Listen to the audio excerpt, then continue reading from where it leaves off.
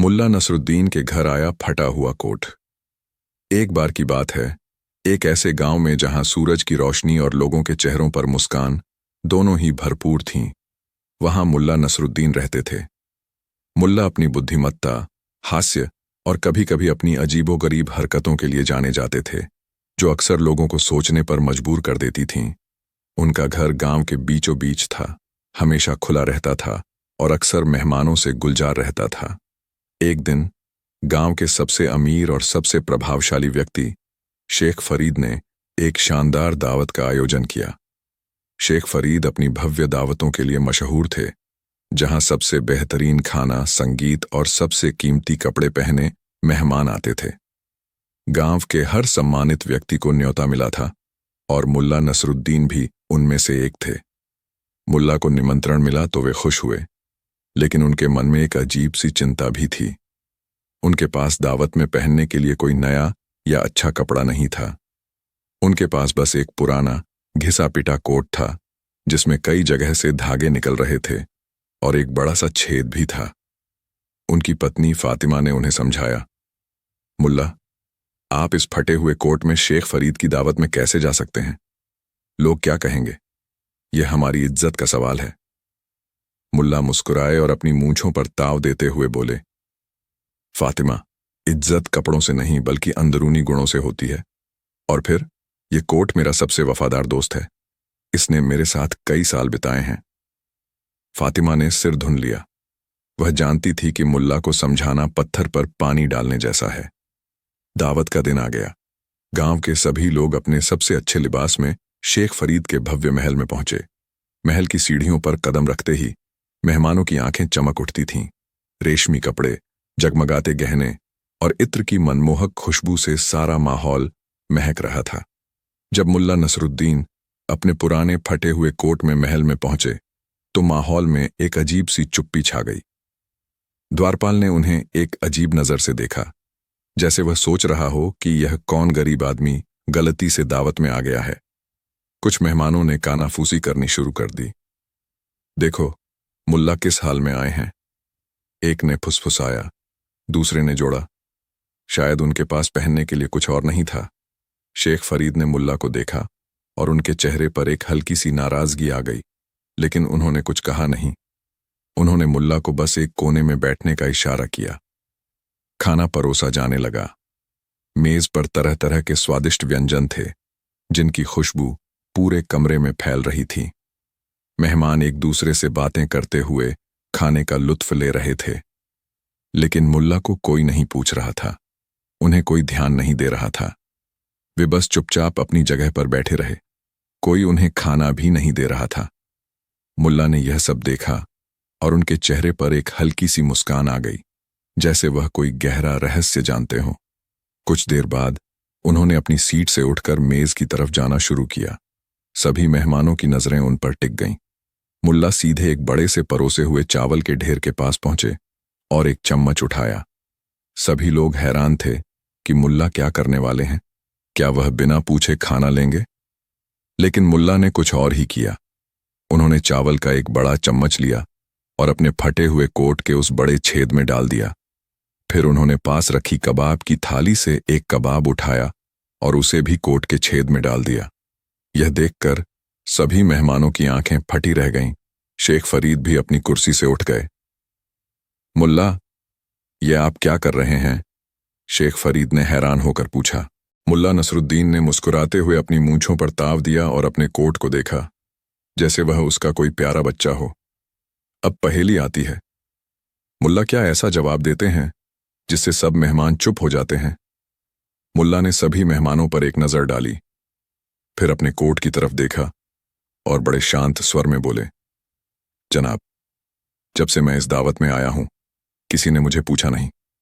जब मैं अंदर आया तो द्वारपाल ने मुझे रोका नहीं, बस मेरी तरफ अजीब सी नजर से देखा। किसी मेहमान ने मुझे अभिवादन नहीं किया, बल्कि कानाफूसी की।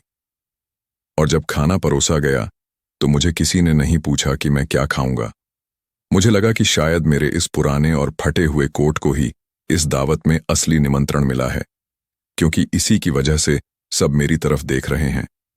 शायद आप सब मेरे बजाय मेरे कोट का सम्मान कर रहे हैं तो फिर खाना भी इसी को क्यों ना दिया जाए जिसने मुझे यहां तक पहुंचाया है और जिसकी वजह से आप सब मुझे देख रहे हैं। यह सुनकर दावत में सन्नाटा छा गया। सभी मेहमान एक दूसरे का मुंह देखने लगे। शेख फरीद का चेहरा शर्म से लाल हो गया। उन्हें अपनी गलती का एहसास हुआ। मुल्ला ने अपने शब्दों से उन्हें आईना दिखा दिया था। वे समझ गए कि वे मुल्ला के कपड़ों को देखकर ही उनके प्रति अपना व्यवहार तय कर रहे थे, न कि उनके ज्ञान और व्यक्तित्व को देखकर। शेख फरीद तुरंत मुल्ला के पास आए और उनसे माफी मांगी। उन्होंने मुल्ला को अपने पास बुलाया और सबसे बेहतरीन व्यंजन परोसने का आदेश दिया। सभी मेहमानों ने भी अपनी गलती मानी और मुल्ला से माफी मांगी। मुल्ला नसरुद्दीन ने एक बार फिर साबित कर दिया कि असली सम्मान कपड़ों या दिखावे से नहीं, बल्कि व्यक्ति के अंदरूनी गुणों, बुद्धिमत्ता और चरित्र से होता है। उस दिन के बाद शेख फरीद और गांव के सभी लोगों ने सीखा कि किसी भी व्यक्ति का मूल्यांकन उसके बाहरी रूप रंग से नहीं करना चाहिए। मुल्ला के उस पुराने फटे कोट ने उन्हें एक ऐसा सबक सिखाया जो वे कभी नहीं भूले। और मुल्ला, वे मुस्कुराए और शान से खाना खाया, यह जानते हुए कि उन्होंने एक बार फिर अपनी बुद्धिमत्ता से लोगों के दिल जीत लिए थे। मुल्ला नसरुद्दीन और उसका गधा बाजार में दुनिया की बातों से ऊपर उठने का राजा। यह उन दिनों की बात है जब गांव के लोग अपने दैनिक जीवन की उलझनों और कहानियों में खोए रहते थे। गांव के बीचों बीच एक छोटा सा घर था जहां मुल्ला नसरुद्दीन रहते थे। मुल्ला नसरुद्दीन कोई साधारण व्यक्ति नहीं थे। वे अपनी बुद्धिमत्ता, हास्य और कभी-कभी अपनी अजीबोगरीब हरकतों के लिए दूर दूर तक जाने जाते थे। उनकी हर हरकत में एक गहरा अर्थ छिपा होता था, जिसे समझने के लिए केवल तीक्ष्ण बुद्धि की ही नहीं, बल्कि खुले मन की भी आवश्यकता होती थी। मुल्ला का सबसे प्यारा साथी उनका वफादार गधा था। यह गधा सिर्फ एक जानवर नहीं था, बल्कि मुल्ला के हर विचार और हर अभियान का मूक साक्षी और भागीदार होता था।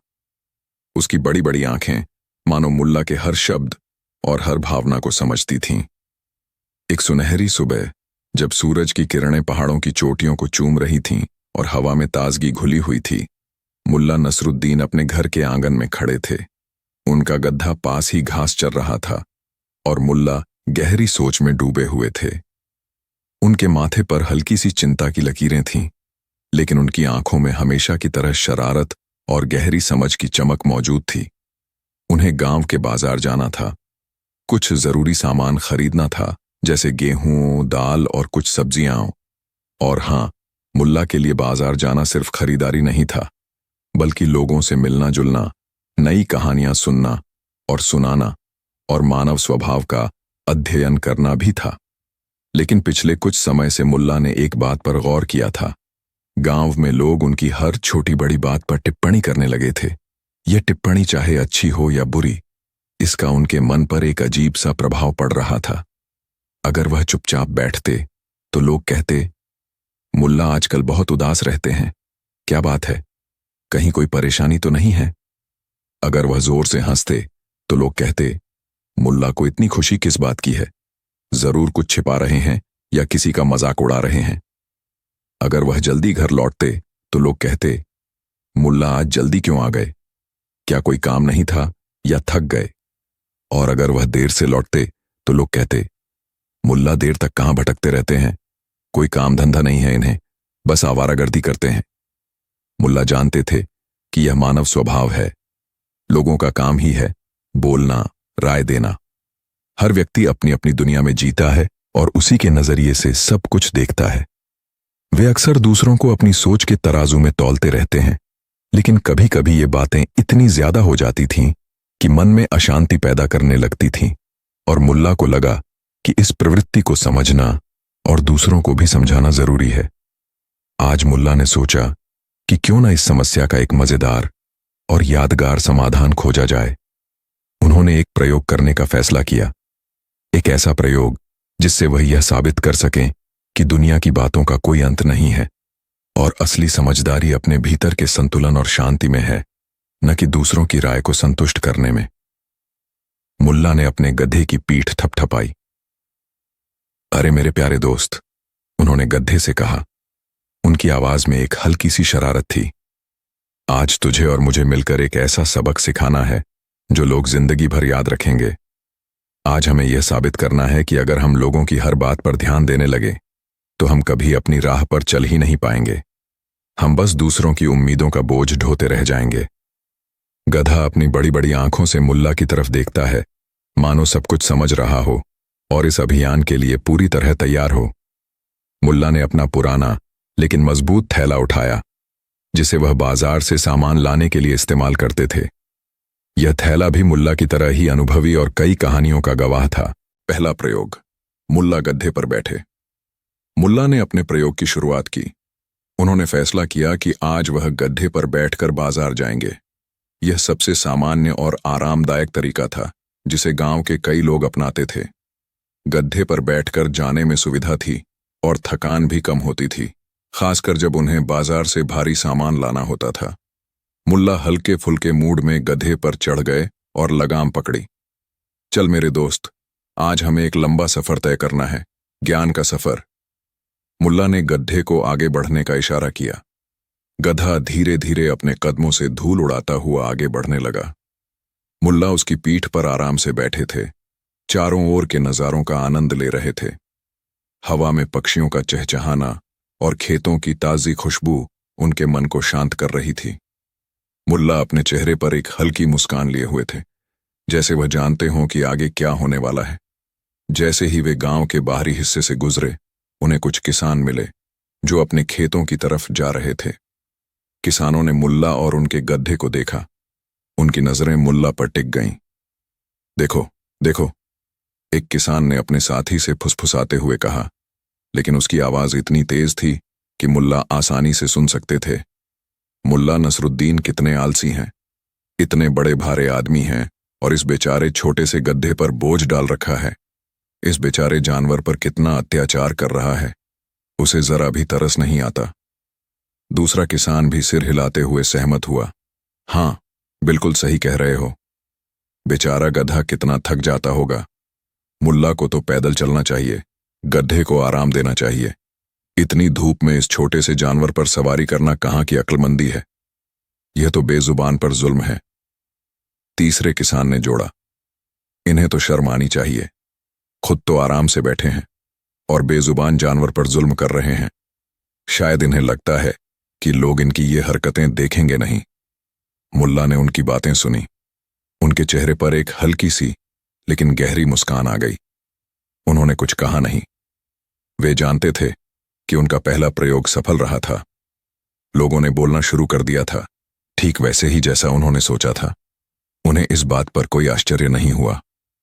गड्ढे पर बैठे मुल्ला ने मन ही मन सोचा, अगर मैं गड्ढे पर बैठा हूं तो लोगों को मैं आलसी नजर आता हूं और गधा बेचारा, लोगों को हमेशा कोई ना कोई कमी दिखानी ही है। अब देखते हैं आगे क्या होता है। मुल्ला ने अपनी राह जारी रखी, लेकिन अब उनके मन में अगले कदम की योजना बन रही थी। दूसरा प्रयोग। मुल्ला पैदल चले, गधा खाली। लोगों की टिप्पणियां सुनकर मुल्ला ने सोचा कि अब उन्हें अपना दूसरा प्रयोग करना चाहिए। उन्होंने धीरे से गधे की पीठ से नीचे कदम रखा। गधा भी थोड़ा हैरान हुआ, लेकिन मुल्ला के इशारे पर उनके बगल में आराम से चलने लगा। अब मुल्ला पैदल चल रहे थे और गधा उनके साथ साथ चल रहा था, खाली और आराम से। गधे के चेहरे पर भी एक अजीब सी संतुष्टि दिख रही थी, मानो उसे मुक्ति मिल गई हो। मुल्ला मुस्कुरा रहे थे। उन्हें पता था कि अब लोगों के पास कहने के लिए कुछ और नया होगा। वे जानते थे कि मानव मन कभी संतुष्ट नहीं होता और वह अक्सर दूसरों की कमियां खोजने में लगा रहता है। वे गांव के बीचों बीच पहुंचे, जहां एक कुएं पर कुछ औरतें पानी भर रही थीं और आपस में बातें कर रही थीं। उन्होंने मुल्ला और उनके गधे को देखा। उनकी नजरें मुल्ला पर फिर टिक गईं और उनके चेहरे पर एक नई कहानी पढ़ने की उत्सुकता छा गई। देखो देखो मुल्ला नसरुद्दीन को, एक औरत ने हंसते हुए अपने घड़े को जमीन पर रखते हुए कहा, कितने मूर्ख हैं, इनके पास गधा है फिर भी पैदल चल रहे हैं। क्या फायदा ऐसे गड्ढे का अगर उस पर बैठ भी न सकें। यह तो गड्ढे का अपमान है और अपनी मूर्खता का प्रदर्शन। दूसरी औरत ने सिर धुनते हुए कहा, हाँ बिल्कुल सही, या तो गधा खरीदते ही नहीं और खरीदा है तो कम से कम उसका इस्तेमाल तो करें। ये तो पागलपन की हद है। इतनी गर्मी में पैदल चल रहे हैं और गधा आराम से खाली जा रहा है। तीसरी औरत ने जोड़ा, इनकी तो अक्ल घास चरने चली गई है। इतनी सीधी सादी चीज भी नहीं समझते। इनको तो कोई रास्ता ही नहीं मिलता। हमेशा कुछ न कुछ उल्टा सीधा करते रहते हैं। ये तो अजीब ही आदमी है। चौथी औरत ने अपनी आवाज में व्यंग्य भरते हुए कहा, शायद यह दिखाना चाहते हैं कि कितने विनम्र हैं, लेकिन हम सब जानते हैं कि यह सिर्फ दिखावा है। इनके मन में कुछ और ही चल रहा होगा।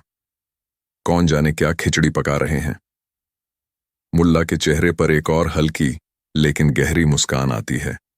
वह मन ही मन सोचते हैं, जैसा मैंने सोचा था, लोगों की बातें कभी खत्म नहीं होती। अगर मैं गड्ढे पर बैठता हूं तो मैं आलसी हूं और गड्ढे पर अत्याचार कर रहा हूं। अगर मैं पैदल चलता हूं और गधा खाली चलता है तो मैं मूर्ख हूं और गधे का इस्तेमाल नहीं कर रहा हूं। लोगों को हर हाल में कोई न कोई कमी दिखानी ही है। मुल्ला ने उनकी बातें भी सुनी। इस बार भी उन्होंने कोई प्रतिक्रिया नहीं दी। वे बस मुस्कुराते रहे। उन्हें पता था कि वे सही रास्ते पर हैं। लोग अपनी राय देने में कभी पीछे नहीं हटते, चाहे आप कुछ भी करें। मुल्ला ने अपनी चाल जारी रखी। अब वे बाजार के और करीब पहुंच रहे थे, जहां भीड़ ज्यादा थी और लोगों की आंखें और भी ज्यादा चुभने वाली थीं, और उनकी टिप्पणियां और भी ज्यादा जोरदार थीं। मुल्ला को अब अगला कदम उठाना था। उन्हें एक ऐसा तरीका आजमाना था जो शायद सबसे ज्यादा हास्यास्पद लगे, लेकिन जिसका उद्देश्य सबसे गहरा था, यह साबित करना कि दुनिया की बातों का कोई अंत नहीं है। तीसरा प्रयोग, मुल्ला और गधा। कंधों पर।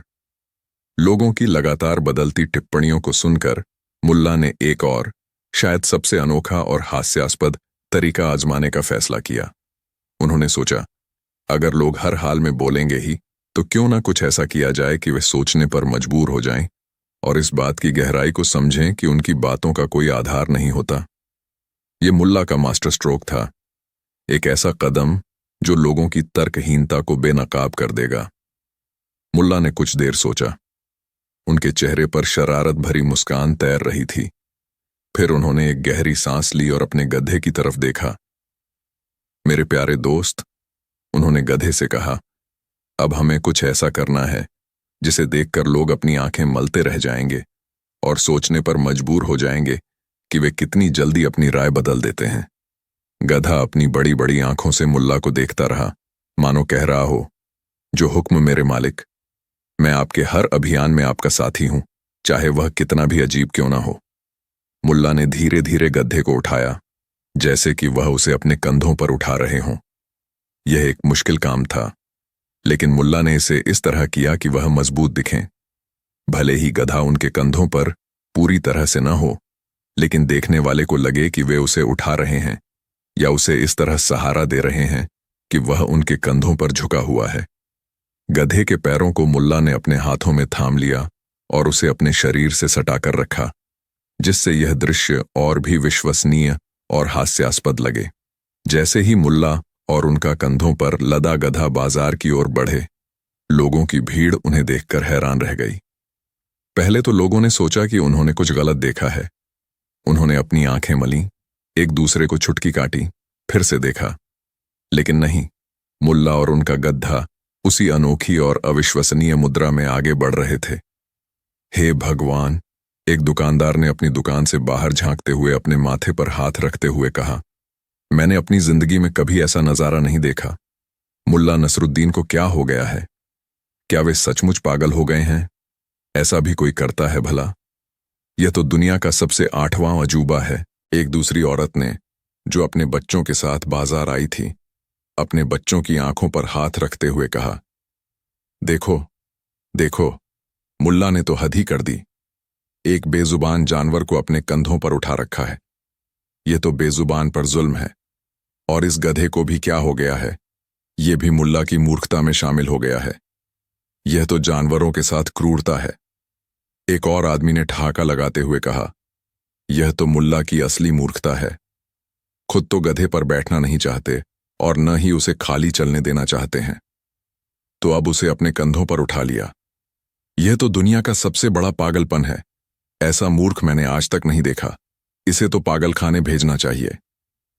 लोग हंस रहे थे, जोर जोर से कानाफूसी कर रहे थे और कुछ तो पत्थर फेंकने की भी बात कर रहे थे, यह सोचकर कि मुल्ला शायद सच में पागल हो गए हैं और उन्हें किसी डॉक्टर की जरूरत है। लेकिन मुल्ला ने किसी की बात पर ध्यान नहीं दिया। उनके चेहरे पर एक अजीब सी शांति और आत्मविश्वास था। उन्हें पता था कि वह क्या कर रहे हैं और उनका उद्देश्य क्या है। मुल्ला ने मन ही मन सोचा, यह तो सबसे अच्छा तरीका है यह साबित करने का कि लोगों को हर हाल में कुछ न कुछ कहना ही है। अगर मैं गधे पर बैठता हूं तो मैं आलसी हूं, अगर मैं पैदल चलता हूं तो मैं मूर्ख हूं, और अगर मैं गधे को अपने कंधों पर उठाता हूं तो मैं पागल हूं। लोगों को बस मौका चाहिए बोलने का, सच्चाई से उनका कोई लेना देना नहीं। मुल्ला ने अपनी चाल जारी रखी और अब वे बाजार के बीचों बीच पहुंच चुके थे। यहां और भी ज्यादा भीड़ थी और लोगों की प्रतिक्रियाएं और भी ज्यादा तेज और आक्रामक थीं। दुनिया की बातों का शोर और मुल्ला का मौन। मुल्ला और उनका गधा, जो अभी भी अजीबोगरीब तरीके से मुल्ला के साथ कंधों पर थे, बाजार के सबसे व्यस्त हिस्से में पहुंच गए। यहां भीड़ इतनी ज्यादा थी कि लोगों की आवाजें एक शोर में बदल गई थीं। यह शोर इतना तीव्र था कि किसी को किसी की बात सुनाई नहीं दे रही थी, लेकिन हर कोई मुल्ला की तरफ उंगली उठा रहा था, अपनी राय दे रहा था और उन्हें पागल ठहरा रहा था।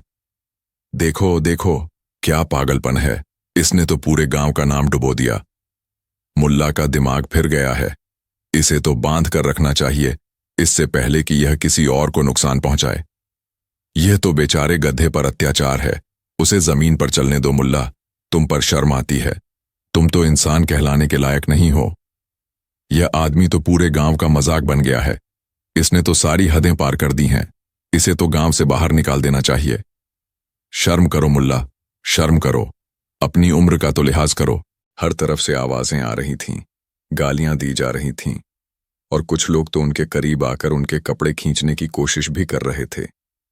कुछ बच्चे डरकर अपनी माओं के पीछे छिप रहे थे, कुछ बड़े बुजुर्ग सिर हिलाकर अफसोस जता रहे थे और कुछ जवान लोग मुल्ला पर हंसते हंसते लोटपोट हो रहे थे। मुल्ला पर हंसने वालों की संख्या सबसे ज्यादा थी, लेकिन अब उनके साथ साथ गुस्सा करने वाले और उनकी निंदा करने वाले भी बहुत थे। लेकिन मुल्ला ने इस बार भी कोई प्रतिक्रिया नहीं दी। उनके चेहरे पर वही शांत मुस्कान थी जो अब और भी गहरी और रहस्यमय लग रही थी। उनकी आंखें भीड़ को देख रही थीं, लेकिन उनका मन कहीं और था। वे इन आवाजों को सुन रहे थे, लेकिन इन आवाजों को अपने मन में नहीं ले रहे थे। एक पल के लिए मुल्ला ने अपने गधे की तरफ देखा।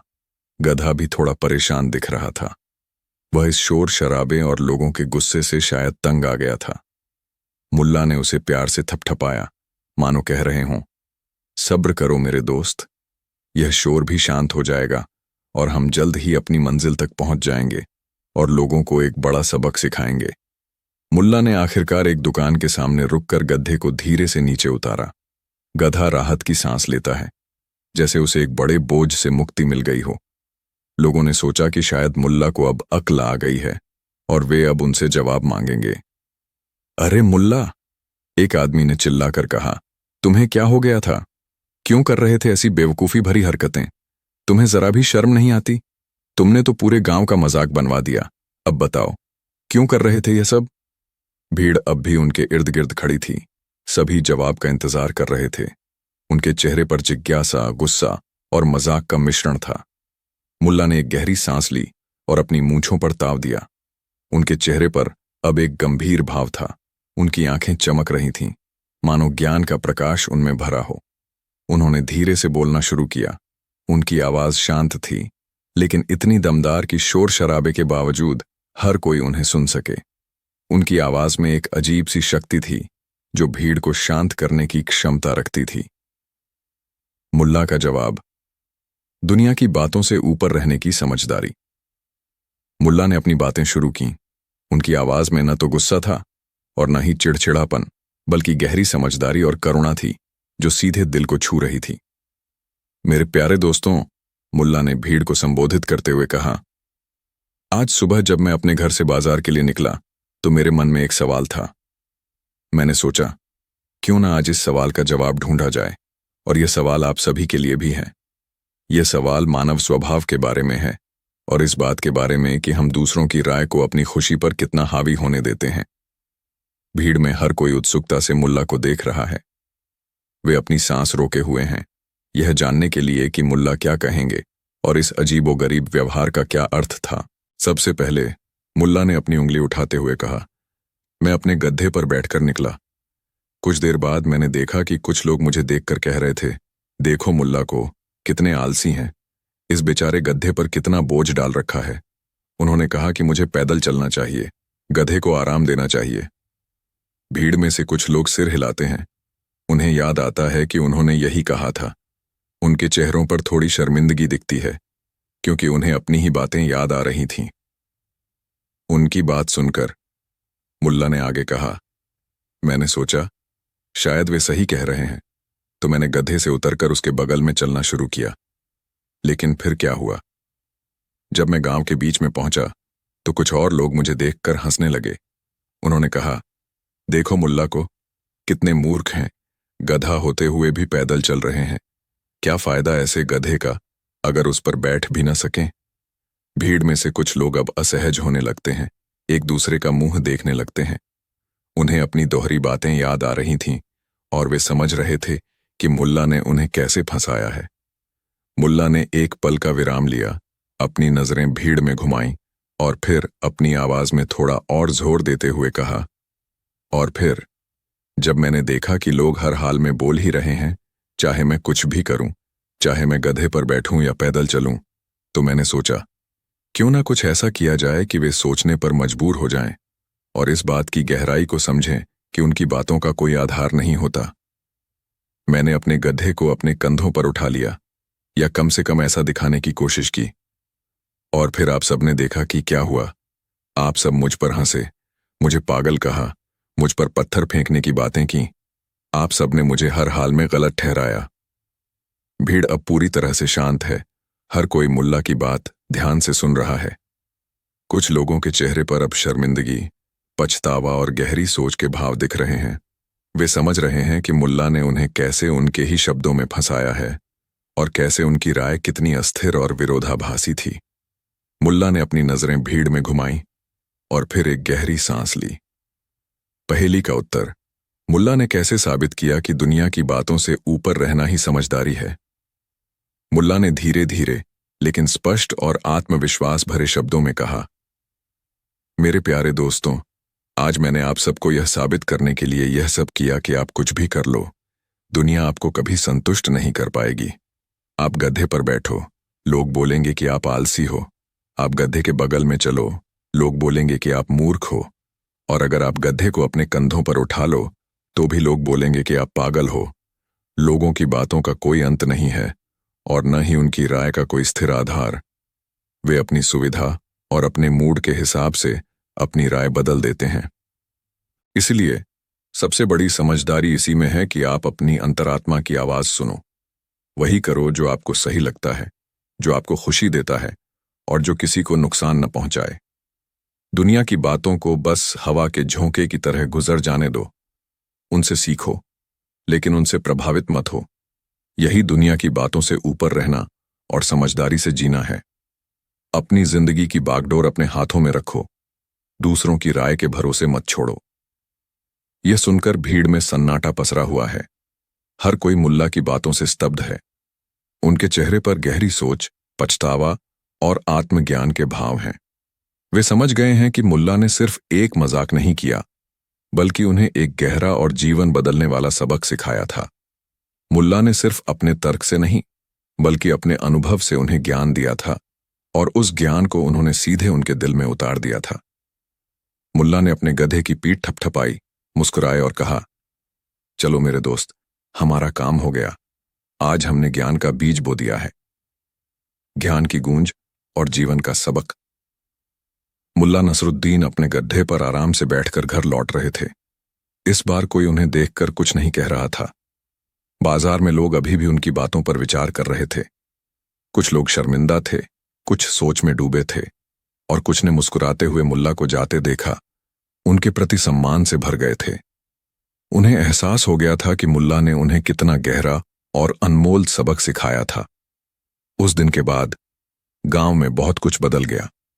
लोगों ने एक दूसरे के बारे में टिप्पणी करना थोड़ा कम कर दिया। जब भी कोई किसी के बारे में कुछ कहता तो दूसरा उसे मुल्ला की कहानी और उनके शब्दों की याद दिला देता। उन्हें यह समझ आ गया था कि दुनिया की बातों का कोई अंत नहीं है और हर किसी को अपनी अंतरात्मा की आवाज सुनकर ही जीना चाहिए, क्योंकि बाहरी राय एक परिवर्तनशील नदी की तरह है जिस पर आप भरोसा नहीं कर सकते। मुल्ला ने अपने प्रयोग से यह साबित कर दिया था कि दुनिया की बातों से ऊपर रहना ही असली समझदारी और स्वतंत्रता है। लोगों की हर टिप्पणी पर ध्यान देने का मतलब है अपनी शांति और खुशी को दूसरों के हाथों में सौंप देना, अपनी जिंदगी की डोर दूसरों को थमा देना। ये कहानी हमें यह सिखाती है कि हम अपनी जिंदगी के ड्राइवर खुद हैं। हमें यह तय करना है कि हमारी गाड़ी कहाँ जाएगी, न कि सड़कों पर खड़े लोग। हर किसी की राय महत्वपूर्ण नहीं होती, खासकर तब जब वह तर्कहीन या पक्षपाती हो। महत्वपूर्ण होता है आपका अपना विवेक, आपकी अपनी समझ और आपकी अपनी खुशी। अपनी नैतिक मूल्यों पर टिके रहना और अपने जीवन को अपने सिद्धांतों के अनुसार जीना ही असली मायने रखता है। मुल्ला ने अपने गधे को प्यार से सहलाया। गधा भी अपनी पूंछ हिलाता है, मानो कह रहा हो, हमने मिलकर एक बड़ा काम किया मेरे मालिक। हमने लोगों को एक ऐसा सबक सिखाया है जो उन्हें लंबे समय तक याद रहेगा। मुल्ला मुस्कुराते हैं। वे जानते थे कि उन्होंने सिर्फ एक यात्रा नहीं की थी, बल्कि लोगों के दिलों और दिमागों में एक यात्रा की थी जिसने उन्हें एक नई दिशा दिखाई थी। एक ऐसी दिशा जो आंतरिक शांति और सच्ची स्वतंत्रता की ओर ले जाती है। मुल्ला नसरुद्दीन ने रात को खोजी अपनी चाबी, उजाले की तलाश में छिपे अंधेरे का सच।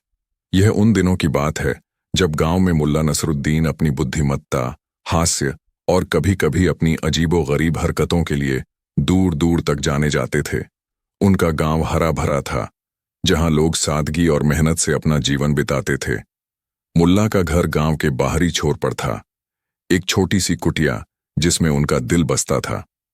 इस कुटिया में उनकी किताबों का एक छोटा सा संग्रह था, कुछ पुरानी चीजें थीं और सबसे बढ़कर उनकी प्रिय चाबियों का गुच्छा था, जिससे वे अपने छोटे से संदूक और अपने अस्तबल को खोलते थे।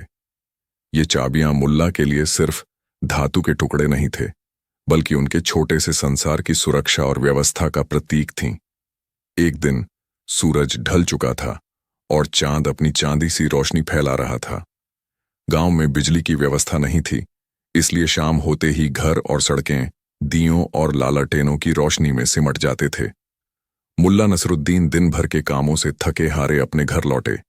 उनका मन शांत था, लेकिन शरीर थका हुआ। वे अपने अस्तबल में गए, जहां उनका प्यारा गधा विश्राम कर रहा था। गधे को दाना पानी देने के बाद जब मुल्ला ने अस्तबल का दरवाजा बंद करने के लिए अपनी चाबियों का गुच्छा टटोला, तो उन्हें वह नहीं मिला।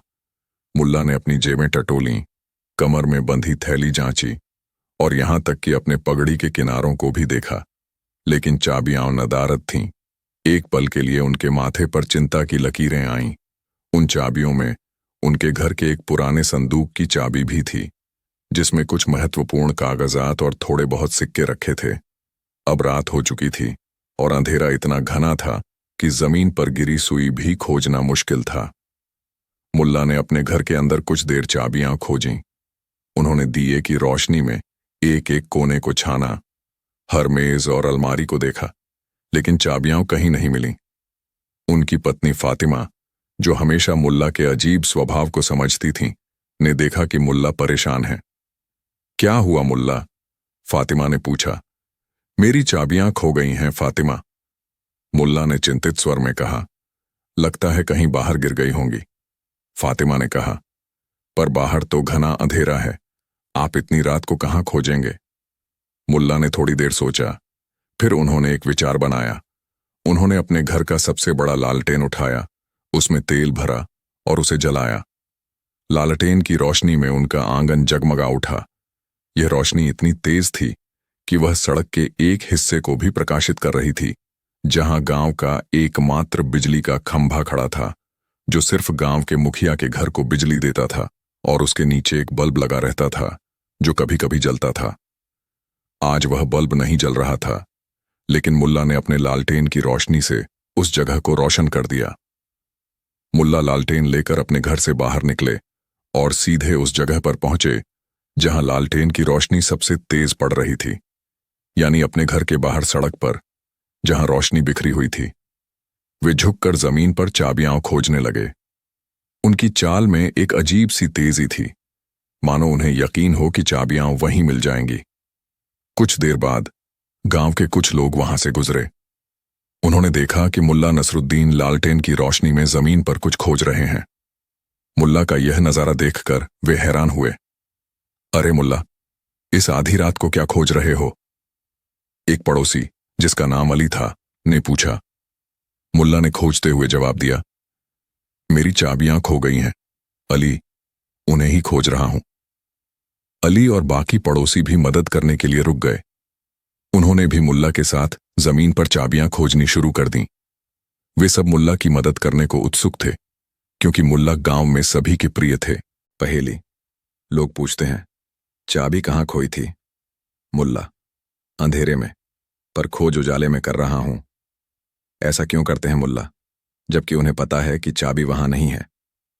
कुछ देर बाद जब कई लोग मुल्ला के साथ मिलकर चाबियां खोज रहे थे और उन्हें कुछ भी नहीं मिल रहा था, अली ने पूछा, मुल्ला, आप इतनी देर से यहां खोज रहे हैं, लेकिन चाबी तो मिल नहीं रही। आपको ठीक से याद है कि चाबी यहीं कहीं गिरी थी? मुल्ला ने अपनी खोज रोकी, लालटेन को जमीन पर रखा और सीधे अली की आंखों में देखा। उनके चेहरे पर एक हल्की लेकिन गहरी मुस्कान थी। अली, मुल्ला ने बड़े शांत स्वर में कहा, सच कहूं तो मुझे ठीक से याद नहीं है कि चाबी कहां गिरी थी, बल्कि मुझे लगता है कि चाबी अंधेरे में मेरे घर के अंदर या अस्तबल के रास्ते में कहीं गिरी थी। यह सुनकर सभी पड़ोसी हैरान रह गए। क्या?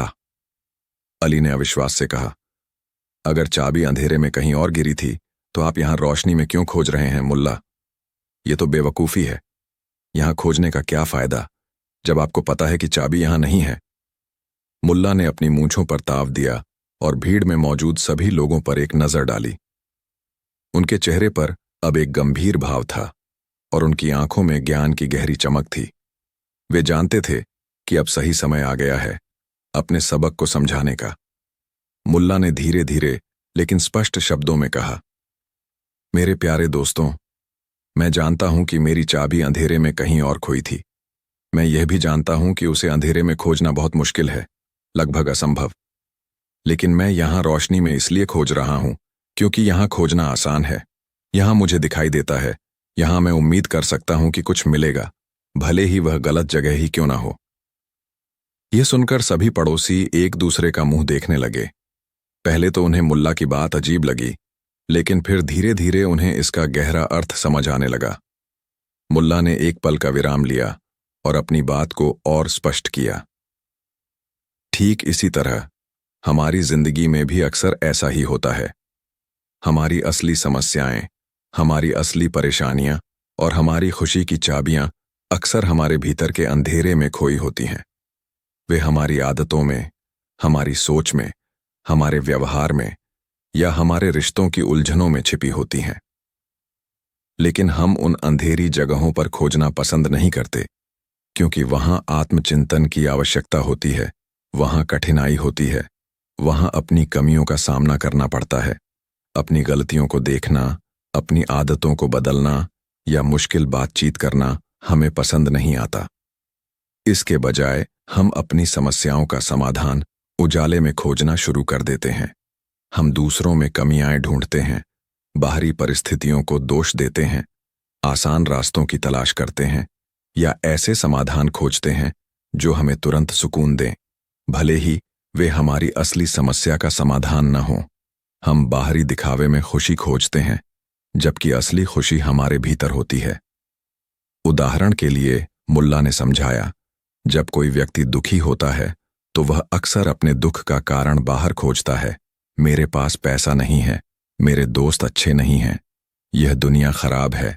वह अपने दुख की चाबी बाहर के उजाले में खोजता है, लेकिन असली चाबी शायद उसके अपने मन के अंधेरे में खोई हो, शायद उसकी अपनी अपेक्षाओं में, उसकी अपनी असुरक्षा में या दूसरों से की गई तुलना में। जब किसी के घर में शांति नहीं होती तो वह अक्सर अपने पड़ोसियों, अपने रिश्तेदारों या अपनी पत्नी को दोष देता है।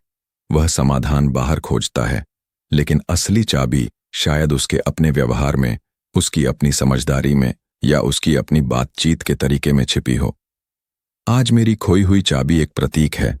यह हमें सिखाती है कि हम अपनी समस्याओं का समाधान अक्सर गलत जगह खोजते हैं, क्योंकि वहां खोजना आसान लगता है। असली समाधान अक्सर उस जगह होता है जहां हम खोजना नहीं चाहते, हमारे अपने भीतर, हमारे अपने अंधेरे कोनों में, जहां हमें खुद को देखना पड़ता है, खुद को बदलना पड़ता है। मुल्ला ने अपनी बात समाप्त की। भीड़ में सन्नाटा पसरा हुआ था। सभी लोग मुल्ला की बातों से स्तब्ध थे। उनके चेहरे पर अब सिर्फ हैरानी नहीं, बल्कि गहरी सोच और आत्मचिंतन के भाव थे। उन्हें एहसास हो गया था कि मुल्ला ने सिर्फ चाबी खोजने का नाटक नहीं किया था, बल्कि उन्हें एक गहरा जीवन सबक सिखाया था। अली ने मुल्ला की तरफ देखा। उसकी आंखों में अब सम्मान और समझदारी की चमक थी। मुल्ला, उसने कहा, आज आपने हमें सिर्फ चाबी खोजने का तरीका नहीं सिखाया, बल्कि जीवन की समस्याओं का सामना करने का सच्चा मार्ग दिखाया है। हमें अपने भीतर के अंधेरे में झांकने की हिम्मत करनी चाहिए। मुल्ला मुस्कुराए। बिल्कुल अली, जब हमें अपनी चाबी मिल जाएगी, तभी हम अपने असली खजाने को खोल पाएंगे। वह खजाना जो हमारे भीतर छिपा है, शांति, खुशी और सच्ची समझदारी का खजाना। मुल्ला ने फिर अपने लालटेन को उठाया और इस बार उन्होंने उसे घर के अंदर ले जाने का फैसला किया। उन्होंने अंदर की रोशनी धीमी की और अंधेरे कोनों में चाबियां खोजने लगे, जहां उन्हें पता था कि वे शायद गिरी थीं। इस बार उनके पड़ोसी भी उनके साथ थे, लेकिन अब वे सिर्फ मदद नहीं कर रहे थे, बल्कि मुल्ला के साथ मिलकर जीवन का एक महत्वपूर्ण सबक भी सीख रहे थे। कहानी का विस्तार और गहरा अर्थ। यह कहानी हमें कई महत्वपूर्ण बातें सिखाती है, जो हमारे दैनिक जीवन में अक्सर दोहराई जाती हैं। 1. आसान रास्ता चुनने की प्रवृत्ति। मनुष्य स्वभाव से आसान रास्ता चुनना पसंद करता है। मुश्किलों का सामना करने या आत्मविश्लेषण करने से अक्सर बचते हैं। मुल्ला ने यही दिखाया कि हम अपनी समस्याओं का समाधान वहां खोजते हैं जहां खोजना आसान होता है, भले ही हमें पता हो कि असली समाधान वहां नहीं है। 2. समस्या के मूल कारण को नजरअंदाज करना। अक्सर हम अपनी परेशानियों के बाहरी लक्षणों को ठीक करने की कोशिश करते हैं, जबकि मूल कारण को नजरअंदाज कर देते हैं।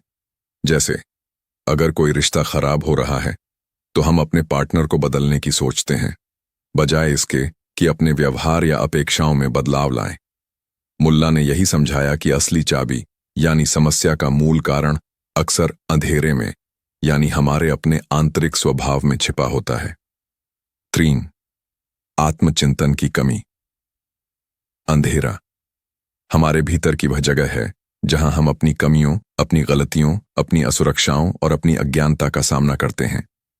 यह एक असहज प्रक्रिया हो सकती है, इसलिए अधिकांश लोग इससे बचना चाहते हैं। वे खुद से गहरे सवाल पूछने से डरते हैं। मैं वास्तव में क्यों दुखी हूं? मेरी यह प्रतिक्रिया क्यों आई? क्या मेरी ही कुछ आदतें मेरी खुशी में बाधा बन रही हैं? 4. दोषारोपण की आदत।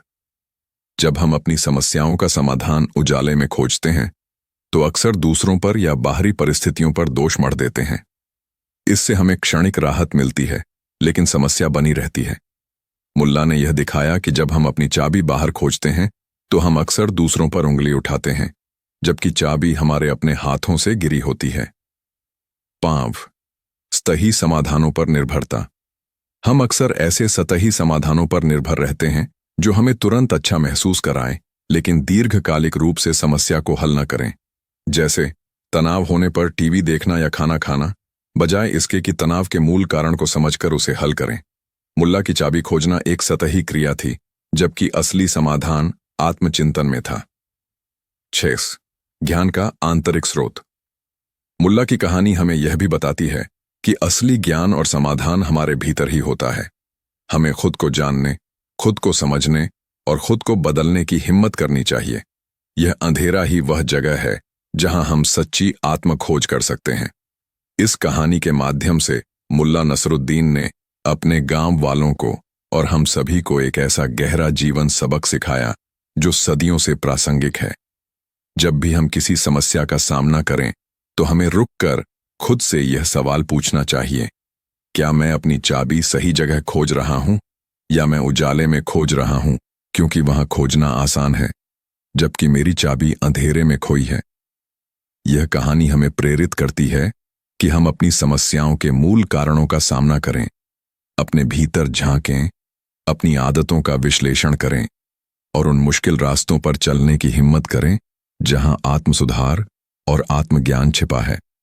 तभी हम अपने जीवन की सच्ची खुशियां और समाधान पा सकते हैं। मुल्ला नसरुद्दीन की यह चाबी सिर्फ एक वस्तु नहीं थी, बल्कि मानव स्वभाव की एक प्रतीकात्मक यात्रा थी, जो हमें अपने भीतर के अंधेरे को समझने और उसे रोशन करने का मार्ग दिखाती है। मुल्ला नसरुद्दीन का नाम सुनते ही हमारे चेहरे पर एक मुस्कान आ जाती है।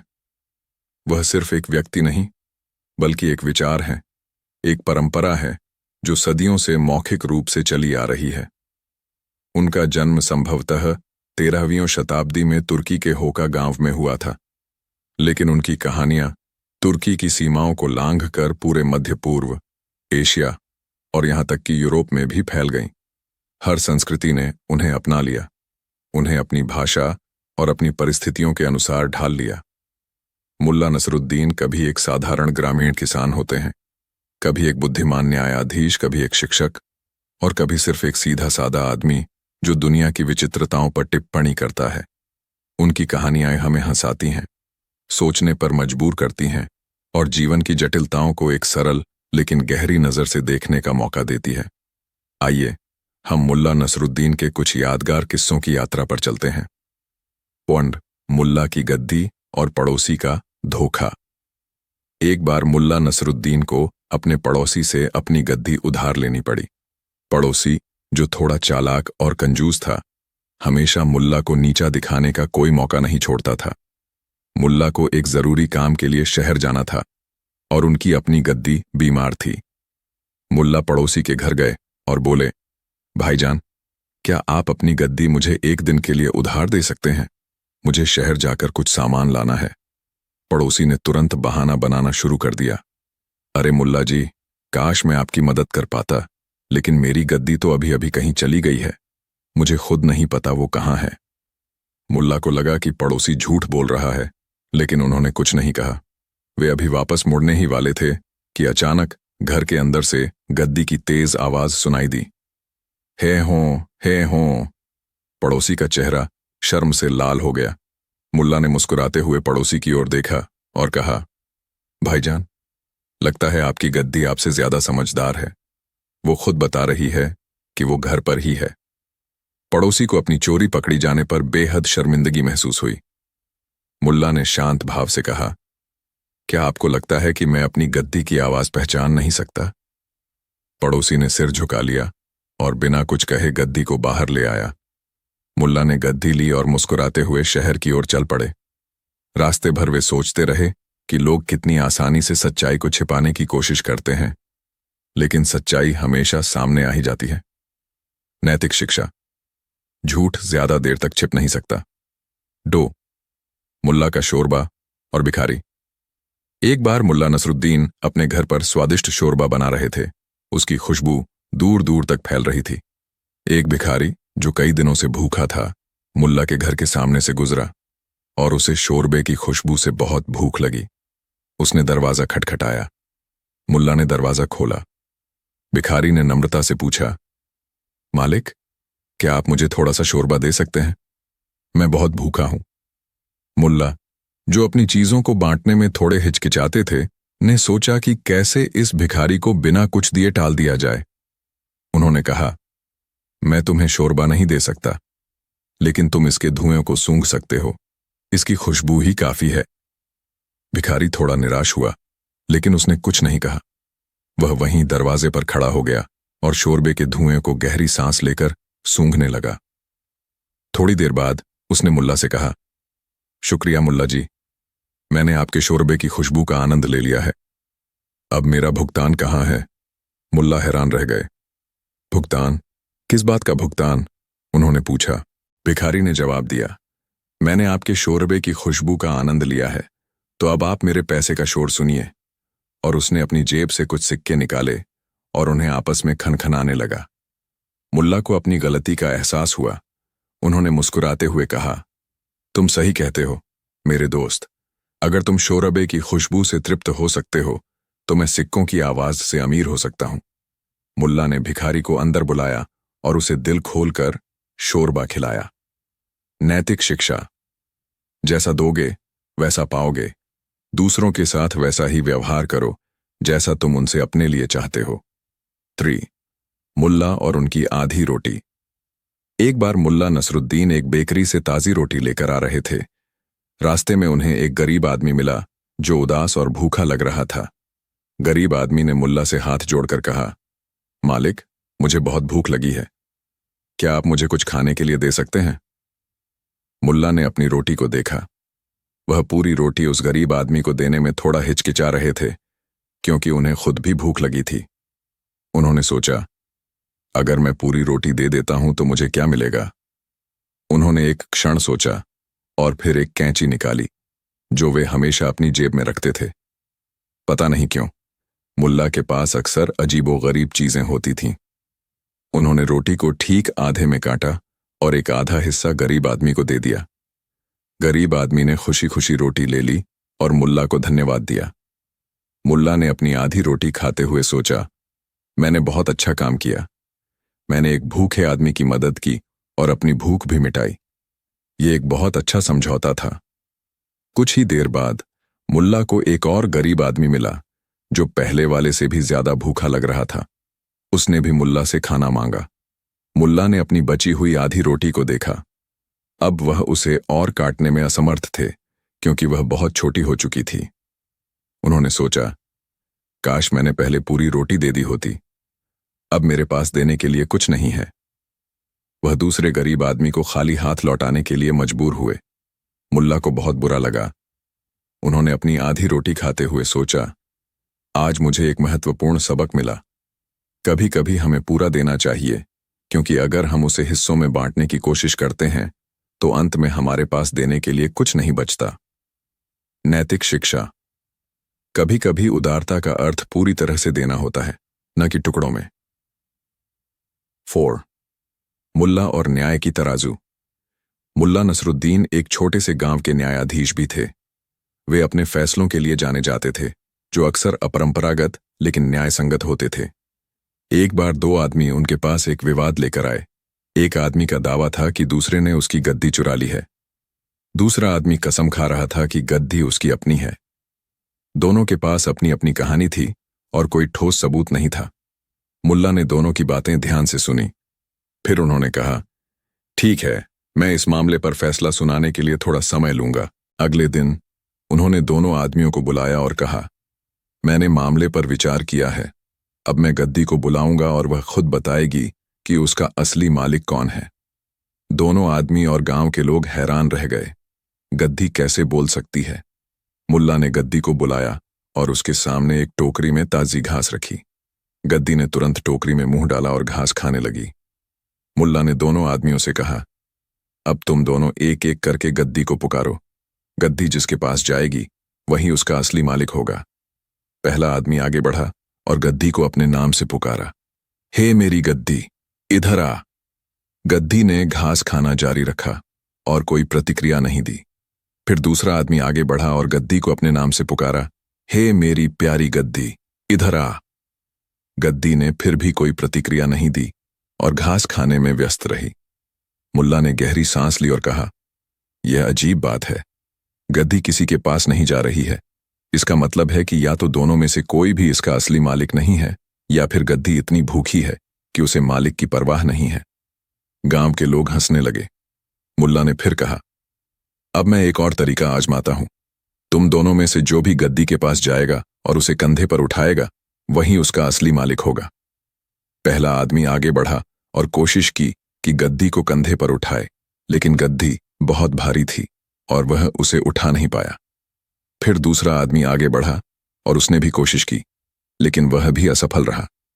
मुल्ला ने फिर कहा, यह और भी अजीब है। कोई भी गद्दी को उठा नहीं सकता। इसका मतलब है कि यह गद्दी बहुत शक्तिशाली है। गांव के लोग अब और भी हंसने लगे। उन्हें लग रहा था कि मुल्ला मजाक कर रहे हैं। अंत में मुल्ला ने कहा, ठीक है, अब असली तरीका। तुम दोनों में से जो भी गद्दी के कान में कुछ फुसफुसाएगा और गद्दी उसे पहचान लेगी, वही उसका असली मालिक होगा। पहला आदमी आगे बढ़ा और गद्दी के कान में कुछ फुसफुसाया। गद्दी ने अपनी पूंछ हिलाई, लेकिन कोई खास प्रतिक्रिया नहीं दी। फिर दूसरा आदमी आगे बढ़ा और गद्दी के कान में कुछ फुसफुसाया। आश्चर्यजनक रूप से गद्दी ने तुरंत अपनी गर्दन हिलाई और दूसरे आदमी की ओर देखने लगी, मानो उसे पहचान लिया हो। मुल्ला ने घोषणा की, दूसरा आदमी इस गद्दी का असली मालिक है। एक जानवर अपने मालिक की आवाज और स्पर्श को पहचानता है, भले ही वह कुछ भी न कहे। गांव के लोग मुल्ला की बुद्धिमत्ता से प्रभावित हुए और इस अनोखे फैसले की सराहना की। नैतिक शिक्षा। असली रिश्ता और पहचान सिर्फ शब्दों से नहीं, बल्कि गहरे संबंध से पता चलती है। पाइन, मुल्ला और चांदन। एक बार मुल्ला नसरुद्दीन रात में बाहर टहल रहे थे। चांद अपनी पूरी चमक में आकाश में चमक रहा था और मुल्ला उसे देखकर बहुत खुश हुए। वे कुछ देर चांद को निहारते रहे और फिर उन्हें एक विचार आया। उन्होंने सोचा, इतना खूबसूरत चांद है, लेकिन यह बहुत अकेला है। इसे अपने लिए एक दोस्त की जरूरत है। मुल्ला तुरंत अपने घर गए और एक बड़ी बाल्टी में पानी भरा। फिर वे बाल्टी को बाहर ले आए और उसे जमीन पर रख दिया। चांद की परछाई बाल्टी के पानी में साफ दिख रही थी। मुल्ला ने खुशी से कहा, देखो, अब मेरे दोस्त चांद को एक साथी मिल गया है। वे दोनों अब अकेले नहीं रहेंगे। उन्होंने पूरी रात चांद और उसकी पानी में बनी परछाई को देखा, यह सोचकर कि उन्होंने एक बहुत अच्छा काम किया है। अगले दिन मुल्ला ने यह कहानी अपने एक दोस्त को सुनाई। दोस्त ने हंसते हुए कहा, मुल्ला जी, वह सिर्फ चांद की परछाई थी, वह उसका दोस्त नहीं था। मुल्ला ने गंभीर होकर कहा, लेकिन मेरे दोस्त, कभी कभी हमें अपने आसपास की चीजों में ही खुशी और साथी ढूंढना पड़ता है। अगर चांद की परछाई उसे खुशी दे सकती है, तो इसमें क्या बुराई है। नैतिक शिक्षा। खुशी और संतोष अक्सर हमारी अपनी कल्पना और दृष्टिकोण में निहित होते हैं। 6. मुल्ला का कुआं और सोने का सिक्का। एक बार मुल्ला नसरुद्दीन अपने कुएं से पानी भर रहे थे। गलती से उनके हाथ से एक सोने का सिक्का कुएं में गिर गया। कुआं गहरा था और अंधेरा था। मुल्ला परेशान हो गए। उन्होंने कुएं में झांका, लेकिन सिक्का दिखाई नहीं दिया। उन्होंने कई बार कोशिश की, लेकिन सिक्का नहीं मिला। तभी मुल्ला को एक विचार आया। वे तुरंत अपने घर गए और एक लालटेन लेकर आए। उन्होंने लालटेन जलाई और उसे कुएं के मुंह पर लटका दिया। लालटेन की रोशनी कुएं के पानी पर पड़ी और उसमें सिक्के की चमक दिखाई देने लगी। मुल्ला ने एक लंबी छड़ी ली, जिसके सिरे पर एक चुंबक बंधा हुआ था।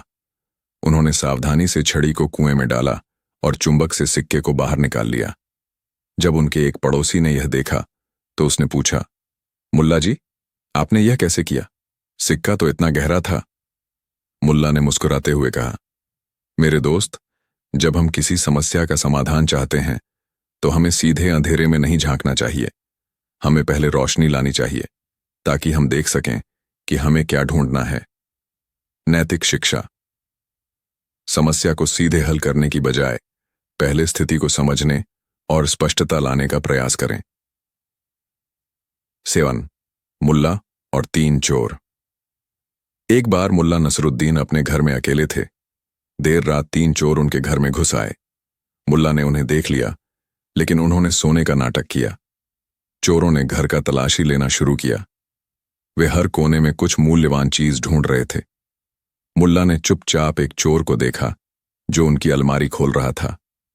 मुल्ला ने अचानक आंखें खोलीं और जोर से चिल्लाए, अरे चोरों, तुम क्या ढूंढ रहे हो? अगर तुम मुझे पहले जगह देते, तो मैं तुम्हें बता देता कि मेरे घर में कुछ भी मूल्यवान नहीं है। चोर हैरान रह गए। उन्होंने मुल्ला की बात पर विश्वास नहीं किया और सोचते रहे कि मुल्ला उन्हें बेवकूफ बना रहे हैं। उन्होंने पूरे घर की तलाशी ली, लेकिन सच में उन्हें कुछ नहीं मिला। जब वे थक गए और खाली हाथ बाहर जा रहे थे, तो मुल्ला ने उन्हें आवाज दी, मैंने तुमसे कहा था ना, तुम क्यों नहीं मेरी बात मानते? अब देखो, तुम्हें अपना समय बर्बाद करना पड़ा। चोरों को अपनी बेवकूफी का एहसास हुआ और वे शर्मिंदा होकर भाग गए। नैतिक शिक्षा। कभी कभी सीधी बात भी एक चाल हो सकती है और कभी कभी लोग सच को भी संदेह की नजर से देखते हैं। एक बार मुल्ला नसरुद्दीन के पास एक अमीर व्यापारी आया। व्यापारी अपनी बेटी के लिए मुल्ला से शादी का प्रस्ताव लेकर आया था। व्यापारी ने मुल्ला से कहा, मुल्ला जी, मेरी बेटी बहुत खूबसूरत है और मैं उसे एक बुद्धिमान व्यक्ति के साथ शादी कराना चाहता हूं। मैंने सुना है कि आप बहुत बुद्धिमान हैं। मुल्ला ने सोचा, वे जानते थे कि व्यापारी सिर्फ उनकी बुद्धिमत्ता के बारे में अफवाहों पर विश्वास कर रहा था और शायद मुल्ला की गरीबी को नजरअंदाज कर रहा था। मुल्ला ने कहा, ठीक है, मैं आपकी बेटी से शादी करने को तैयार हूं, लेकिन मेरी एक शर्त है।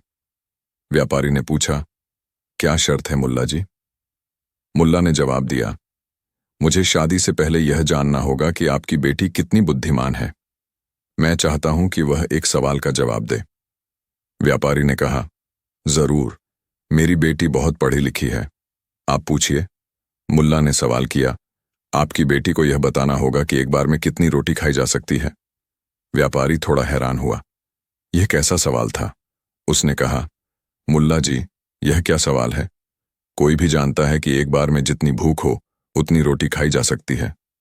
मुल्ला ने सिर हिलाया और कहा, नहीं नहीं, यह सही जवाब नहीं है। आप अपनी बेटी से पूछिए और मुझे जवाब बताए। व्यापारी घर गया और अपनी बेटी से यह सवाल पूछा। बेटी ने भी पहले वही जवाब दिया, जितनी भूख हो। लेकिन जब उसके पिता ने बताया कि मुल्ला ने इसे गलत बताया है तो उसने सोचने लगी। थोड़ी देर बाद बेटी ने जवाब दिया, पिताजी, मुल्ला जी को बताइए कि एक बार में केवल एक रोटी खाई जा सकती है। व्यापारी हैरान हुआ, क्यों? बेटी ने समझाया, क्योंकि जैसे ही आप दूसरी रोटी खाते हैं वह एक बार में नहीं रहती बल्कि 2 रोटी हो जाती है। एक बार में केवल एक ही रोटी खाई जा सकती है। व्यापारी यह सुनकर बहुत खुश हुआ और मुल्ला के पास वापस गया। उसने मुल्ला को बेटी का जवाब बताया। मुल्ला यह सुनकर मुस्कुराए और कहा, आपकी बेटी वास्तव में बुद्धिमान है, मुझे यह रिश्ता मंजूर है। नैतिक शिक्षा। बुद्धिमत्ता केवल ज्ञान में नहीं बल्कि सटीक और तार्किक सोच में भी होती है। 9. मुल्ला और 3 यात्री। एक बार मुल्ला नसरुद्दीन एक सराय में बैठे थे। 3 यात्री वहां आए और एक मेज पर बैठे। वे बहुत भूखे लग रहे थे। पहले यात्री ने अपने थैले से 3 रोटियां निकाली, दूसरे यात्री ने 2 रोटियां निकाली, तीसरे यात्री के पास कुछ नहीं था। वे आपस में बात करने लगे कि कैसे वे 5 रोटियों को बराबर बराबर बांटेंगे। उन्होंने मुल्ला को देखा और उनसे पूछा, मुल्ला जी, क्या आप हमारी मदद कर सकते हैं? हमारे पास 5 रोटियां हैं और हम 3 दोस्त हैं। हम इन्हें बराबर बराबर कैसे बांटें? मुल्ला ने कहा, यह बहुत आसान है। तुम तीनों रोटियों को एक साथ मिलाओ और फिर बराबर बराबर बांट लो। उन्होंने मुल्ला की सलाह मानी। तीनों ने मिलकर 5 रोटियों को छोटे छोटे टुकड़ों में तोड़ा और उन्हें आपस में बराबर बराबर बांट लिया। हर किसी को लगभग 1 और 2/3 रोटी मिली। जब उन्होंने खा लिया तो उन्होंने मुल्ला को धन्यवाद दिया। तीसरे यात्री ने कहा, मुल्ला जी, आपने हमारी बहुत मदद की। यह लीजिए 8 सिक्के, जो मेरी ओर से आपके लिए इनाम है। मुल्ला ने सिक्के ले लिए और मुस्कुराए। अब पहले और दूसरे यात्री को आपस में बहस हो गई। पहले यात्री ने कहा, मैंने 3 रोटियां दी थीं, इसलिए मुझे ज्यादा मिलना चाहिए। दूसरे यात्री ने कहा, मैंने 2 रोटियां दी थीं, मुझे भी तो ज्यादा मिलना चाहिए। उन्होंने मुल्ला से पूछा, मुल्ला जी, यह तीसरा यात्री जिसने कुछ नहीं दिया, उसने आपको 8 सिक्के दिए, लेकिन हमने तो रोटियां दी थीं, हमें कितना मिलना चाहिए? मुल्ला ने कहा, ठीक है, यह थोड़ा जटिल है, लेकिन मैं तुम्हें समझाता हूं। उन्होंने कहा, तुम तीनों ने मिलकर 5 रोटियां खाईं, जिसका अर्थ है कि हर किसी ने 5-3 शख्स 1/6 रोटियां खाईं। पहले यात्री ने 3 रोटियां दी थीं, उसने 1/6 रोटियां खाईं, तो उसने दूसरों के लिए 3 1/6 1/33 रोटियां दी। दूसरे यात्री ने 2 रोटियां दी थीं, उसने 1/6 रोटियां खाईं, तो उसने दूसरों के लिए 2 0.33 रोटियां दी। इसका मतलब है कि तीसरे यात्री ने 1.33 रोटियां पहले यात्री से और 0.33 रोटियां दूसरे यात्री से लीं। कुल 1.33 प्लस 0.33 8.67 रोटियां तीसरे यात्री ने खाईं और यह वही मात्रा है जो हर किसी ने खाई। अब चूंकि तीसरे यात्री ने 8 सिक्के दिए हैं, तो यह 8 सिक्के उन रोटियों के लिए हैं जो उसने ली हैं। पहले यात्री ने दूसरे से 4 गुना ज्यादा रोटियां दी थीं। 1 नटी टी ट्री 0 पेने टी ट्री लगभग 4। इसलिए उन 8 सिक्कों को 4 और 1 के अनुपात में बांटना चाहिए। पहले यात्री को 8 सिक्कों में से 6 सिक्के मिलने चाहिए। 8 4 5 6.4 लगभग 6 सिक्के। दूसरे यात्री को 8 सिक्कों में से 2 सिक्के मिलने चाहिए। 8 1 5 1.6 लगभग 2 सिक्के। दोनों यात्री मुल्ला की गणितीय बुद्धिमत्ता से चकित रह गए। उन्होंने मुल्ला की बात मान ली और सिक्के उसी अनुपात में बांट लिए। नैतिक शिक्षा। न्याय और निष्पक्षता के लिए कभी कभी गहराई से सोचना पड़ता है और सही वितरण अक्सर सतही गणना से कहीं ज्यादा होता है। तंज, मुल्ला और उनकी नई पोशाक। एक बार मुल्ला नसरुद्दीन को एक अमीर व्यक्ति ने दावत पर बुलाया। मुल्ला के पास पहनने के लिए कोई अच्छी पोशाक नहीं थी, इसलिए वे अपनी पुरानी फटी पुरानी पोशाक में ही चले गए। जब वे दावत में पहुंचे तो किसी ने उन पर ध्यान नहीं दिया। लोग उन्हें एक गरीब आदमी समझकर नजरअंदाज कर रहे थे।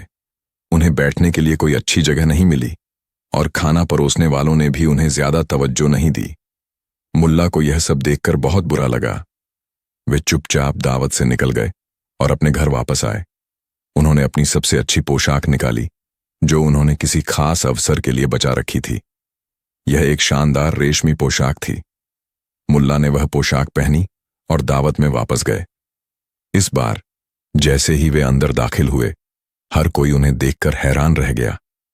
मेजबान खुद उनके पास आया और उन्हें सबसे अच्छी मेज पर बिठाया। खाना परोसने वाले उनके सामने सबसे स्वादिष्ट व्यंजन रख रहे थे और हर कोई उनसे बात करना चाहता था। मुल्ला यह सब देखकर मुस्कुराए। जब खाना परोसा गया तो मुल्ला ने एक अजीब काम किया। उन्होंने अपनी नई रेशमी पोशाक की आस्तीन को पकड़ा और उसे शोरबे के कटोरे में डुबो दिया। फिर उन्होंने कहा, खाओ मेरी पोशाक, खाओ, क्योंकि तुम्हारी वजह से ही मुझे यह सब मिल रहा है। लोग यह देखकर हैरान रह गए। मेजबान ने पूछा, मुल्ला जी, आप ये क्या कर रहे हैं? मुल्ला ने जवाब दिया, मैं वही कर रहा हूं जो तुम सब कर रहे हो। तुम लोग मुझे नहीं, बल्कि मेरी पोशाक को सम्मान दे रहे हो। इसलिए इस भोजन का असली हकदार मेरी यह पोशाक है। हर कोई शर्मिंदा हो गया और अपनी गलती का एहसास हुआ। नैतिक शिक्षा। लोग अक्सर बाहरी दिखावे पर ज्यादा ध्यान देते हैं, बजाय इसके कि वे व्यक्ति के असली गुणों को देखें। 11 मुल्ला और उड़ता हुआ मुर्गा, आपकी पहेली का जवाब। अब आते हैं आपकी पहेली पर। एक आदमी कहता है, मेरा मुर्गा आसमान में उड़ गया। मुल्ला हंसते हैं और जवाब देते हैं, तो अब वो बादल से अंडे देगा। पहेली, मुल्ला की इस बात में क्या छिपी समझदारी है? मुल्ला की समझदारी। मुल्ला की बात में गहरी समझदारी छिपी है जो मानव स्वभाव और अवास्तविक दावों पर टिप्पणी करती है। मुल्ला का जवाब, तो अब वो बादल से अंडे देगा, कई मायनों में बुद्धिमान है। दावे की बेतुकीता को उजागर करना। मुर्गियां उड़ने वाले जानवर नहीं होती और निश्चित रूप से आसमान में उड़ नहीं सकती। जैसे एक पक्ष